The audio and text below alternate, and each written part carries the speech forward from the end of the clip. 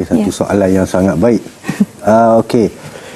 Ketika itu bila saya menerima tawaran daripada Zuna, ketika itu saya tengah menjalani penggambaran filem yang lain. Tetapi bila saya dapat tawaran tersebut, saya terus berkata ya tanpa memikirkan panjang tentang itu. Kerana Zuna ni jarang sekali telefon orang. Mungkin 10 tahun sekali dia akan telefon.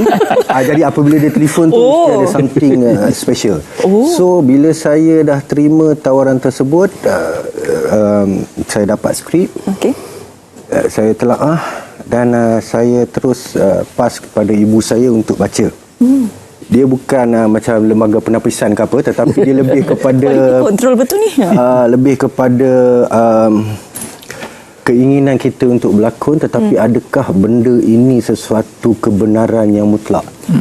Jadi bila saya bagi kat ibu saya untuk baca, dia sejam kemudian dia telefon, dia beritahu Kamel, kamu ambil lah filem ni, buatlah, tunjukkan kepada dunia bahawa di Malaysia ni masih lagi ada seorang pemimpin seperti Anwar Ibrahim ni. Jadi saya pun terus melakukan kajian demi kajian sebelum memberi kata putus setuju kepada Zuna.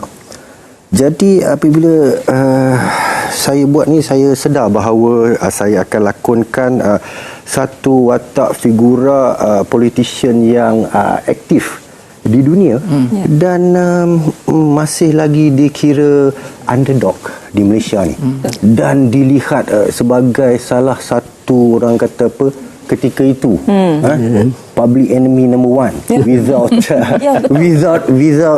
any doubt. So saya mengambil risiko itu kerana berdasarkan skrip yang telah dihasilkan oleh Viva ni, yang menurut kata-kata di dalam tu adalah antara yang paling terkesan di hati adalah kalau jangan ambil risiko. Kalau takut dengan risiko, kalau takut dengan risiko, usah bicara soal perjuangan. Jadi bila kata-kata itu saya ulang baca dan saya buat kajian dan permintaan saya dipenuhi oleh produksi dan Zuna itu bertemu dengan figura tersebut, Anwar Ibrahim ketika itu, dan sejam pertemuan itu saya separuh setuju untuk berlakon lagi. Saya balik, saya memikirkan macam mana saya nak portraykan seorang figura yang masih ada, masih aktif, dan kenapa saya nak kena portraykan dia, kenapa dia tak portraykan diri dia sendiri dalam filem. So that is a question that mingle around in my mind at that time. Dan akhirnya bila mendalam saya setuju untuk berlakon, dan ketika nak terbang ke Jakarta tersebut, saya masih lagi mempunyai persoalan yang besar. Saya bertanya, saya tidak boleh pergi ke Jakarta, ibu. Saya enggak cukup ilmu di dada lagi. Saya perlu sekali saja berjumpa dengan Anwar Ibrahim ketika itu. Akhirnya Pak Zuna bawa saya jumpa, dan saya jumpa dia. Saya bertanya soalan-soalan yang mungkin orang tak pernah tanya pada dia, dan akhirnya saya berjaya suruh dia indirectly membuka cermin mata dia untuk melihat kesan tumbukan yang diperkatakan 20 tahun dulu, adakah benar atau tidak. Kan? Adakah dia betul mencederakan diri dia sendiri?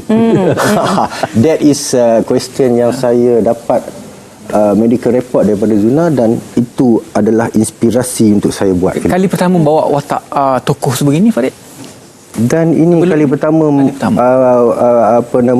Malaysia ada filem tokoh sebegini. Ya, betul. Risiko itu bukan saja kepada pelakon, tapi juga kepada pihak produksi. Yes. Bagaimana kalau filem ini tidak dapat ditayangkan di Malaysia pun satu perkara lagi. Betul.